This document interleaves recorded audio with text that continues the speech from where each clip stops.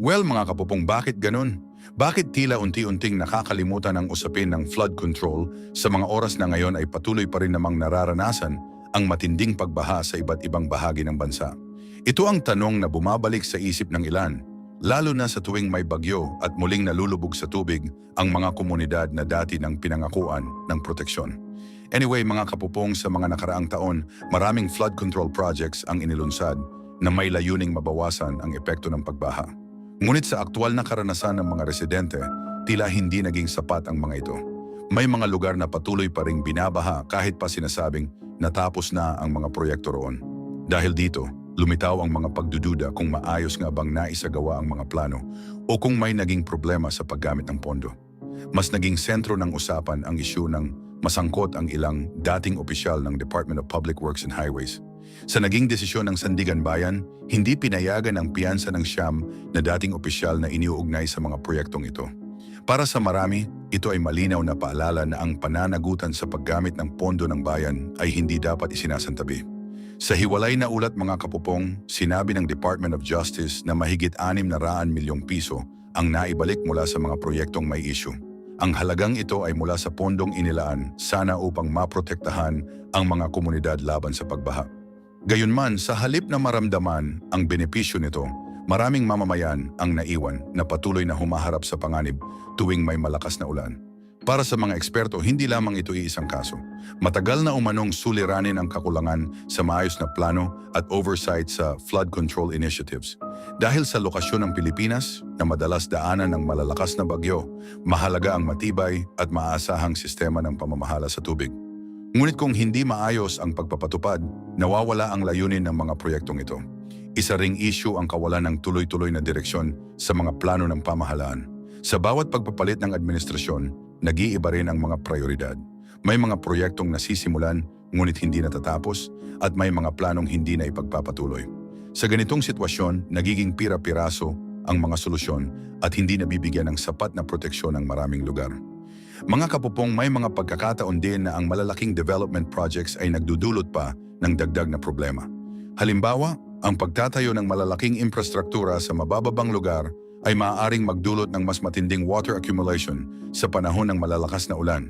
Kung walang maingat na pag-aaral at tamang plano, ang mga ganitong proyekto ay maaaring magpalala ng sitwasyon. Sa kabila nito mga kapupong, patuloy ang paglalaan ng pondo para sa flood-related programs. Lumaki ang investments ng pamahalaan sa mga nakaraang taon, lalo na sa pagpapabuti ng water systems at iba pang infrastruktura. Ngunit ayon sa ilang obserbasyon, mas napupunta ang pansin sa mga proyektong madaling makita, habang may ibang mahahalagang aspeto ang hindi nabibigyan ng sapat na atensyon. Sa mga komunidad na madalas bahain, ang epekto nito ay hindi lamang pisikal. Apektado rin ang kabuhayan, edukasyon at pang-araw-araw na pamumuhay ng mga tao. Sa mga oras na may malakas na ulan, dala ng mga residente ang pangamba na baka maulit na naman ang dati nilang naranasan. Ang ganitong sitwasyon ay nagpapakita na ang usapin ng flood control ay hindi lamang tungkol sa infrastruktura, kundi pati sa seguridad at dignidad ng mga mamamayan. Mahalaga rin ang transparency at maayos na paggamit ng pondo upang maiwasan ang mga kaparehong issue. Ipinakita ng mga naunang investigasyon na may mga kaso ng overpricing at hindi kumpletong proyekto. Bagamat mahalaga ang pagbabalik ng pondo, mas mahalaga ang pagtiyak na hindi na ito mauulit. Anyway, mga kapupong, ang usapin ng flood control sa Pilipinas ay nananatiling hamon na nangangailangan ng tuloy-tuloy na atensyon. Sa mga oras na patuloy ang pagdating ng mga bagyo, hindi dapat mawala sa isip ng publiko ang kahalagahan ng maayos na plano at implementasyon. Ang mga aral mula sa nakaraan ay maaring magsilbing gabay upang matiyak na ang bawat proyektong inilulunsad ay tunay na makakatulong sa mga komunidad na matagal nang umaasa ng mas ligtas na kinabukasan. Well mga kapopong, maagang pumasok si Jimwell Pacquiao sa mundo ng professional boxing na may dalang determinasyon. Bagamat kilala ang kanyang apelyido sa sport, malinaw sa kanya na kailangan niyang patunayan ang sarili gamit ang sariling kakayahan. Hindi naging madali ang kanyang simula, ngunit agad niyang ipinakita ang kahandaan sa kanyang unang pagsabak bilang professional fighter. Sa kanyang unang laban, nakaharap niya ang isang Amerikanong may karanasan sa bare-knuckle fighting. Sa mga oras na nagsimula ang sagupaan, kapansin-pansin ang pagiging maingat ni Jimwell. Hindi siya padalos-dalos sa pag-atake. Sa halip, inuna niya ang pag-aaral sa galaw ng kalaban, Sinigurong kontrolado ang bawat hakbang at suntok. Ang kanyang footwork at timing ay naging susi upang maiwasan ang panganib at makahanap ng tamang pagkakataon. Habang tumatagal ang laban mga kapupong, mas naging kumpiyansa siya. Unti-unting lumalabas ang kanyang lakas at bilis, dahilan upang siya ang magdikta ng daloy ng sagupaan. Maraming tagamasid ang nakapansin ng kanyang disiplina, lalo na sa balance ng kanyang opensa at depensa. Sa huli, napilitan ng referee na itigil ang sagupaan dahil hindi na epektibong makasabay ang kanyang kalaban. Doon niya nakuha ang kanyang unang panalo bilang professional boxer. Pagkatapos ng laban, sinabi ni Jimwell ang kanyang pasasalamat sa kanyang team. Para sa kanya, ang panalong iyon ay hindi katapusan kundi simula pa lamang. Aminado rin siyang marami pa siyang kailangang ayusin at pagbutihin. Ganito rin ang pananaw ng kanyang mga coach na patuloy siyang ginabayan upang mas mahasa ang kanyang kakayahan. Anyway, mga kapupong, tunay na pinaghandaan ni Jimwell ang laban na ito. Mas pinaghigpitan ang kanyang routine mula sa conditioning hanggang sa technical skills. Layunin niyang maging mas handa sa kanyang susunod na laban. Sa mga oras na naghahanda siya, makikita ang kanyang dedikasyon. Paulit-ulit na ensayo sa jab, depensa at galaw sa ring. Ang kanyang ikalawang laban ay naging mas malaking pagsubok. Hindi na lamang ito tungkol sa pagpapakita ng potensyal, kundi patunay na kaya niyang panindigan ang kanyang unang tagumpay.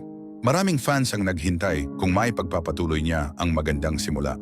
Well, mga kapopong, sinabi ni Jimwell na pinipili niyang manatiling kalmado at nakatuon sa kanyang goal.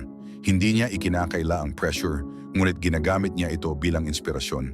Para sa kanya, mahalaga ang sariling pagsisikap kaysa sa anumang inaasahan ng ibang tao. Sa pagdating ng laban, mas naging kapansin-pansin ang kanyang kumpiyansa. Sa mga oras na nagsimula ang sagupaan, agad niyang ipinakita ang mas agresibong approach, ngunit nananatiling maingat. Naging palitan ng aksyon ang laban, ngunit hindi siya nawala ng kontrol. Mas malinaw ang kanyang improvements, mas mabilis ang kanyang reaksyon, at mas eksakto ang kanyang mga suntok. Sa bawat round, nakikinig siya sa kanyang corner na nagbibigay ng malinaw na plano. Actually, mga kapupong, ang ganitong uri ng laban ay kumikita ang isang boxer ng 5,000 hanggang 10,000 dolyares. Ngunit para kay Jimwell, hindi pera ang motibasyon. Well, alam naman natin kung gaano nakayaman ang pamilyang Pacquiao, kaya't mas pinapahalagahan niya ang disiplina, passion at ang pagkakataong gumawa ng sariling pangalan sa boxing. Anyway, mga kapupong, muli niyang naipakita ang kanyang kakayahang tapusin ang laban ng maayos. Isa itong mahalagang hakbang sa kanyang career na nagpatibay sa kanyang imahe bilang rising boxer. Patuloy siyang magtatrabaho upang mas gumaling at bawat laban ay itinuturing niyang aral. Hindi minamadali ang kanyang pag-angat, kundi dahan-dahang pinatatag ang pundasyon. Sa tulong ng pamilya, fans at team, patuloy siyang sumusulong, handa sa iba pang hamon at patuloy na bumubuo ng sariling pangalan sa mundo ng boxing.